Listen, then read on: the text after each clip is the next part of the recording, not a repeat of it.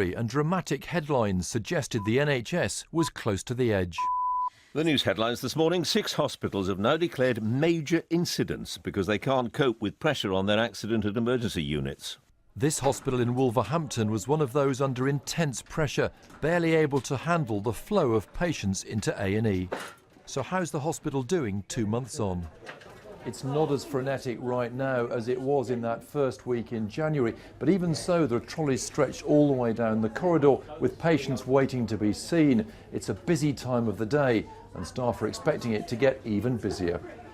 The biggest challenge has been a shortage of beds for new admissions because of problems moving elderly patients out and back into the community.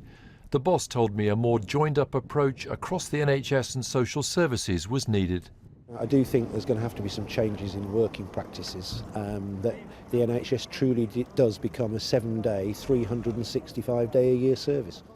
The average weekly number of attendances at A&E in England between November and March was more than 416,000, up 3% on the same period the year before. Delayed transfers out of hospital were nearly 19,000 a week, up nearly 30%. Here's one scheme aimed at speeding up those delayed transfers. Local health chiefs in Birmingham paid for space in a care home to act as a halfway house for elderly patients.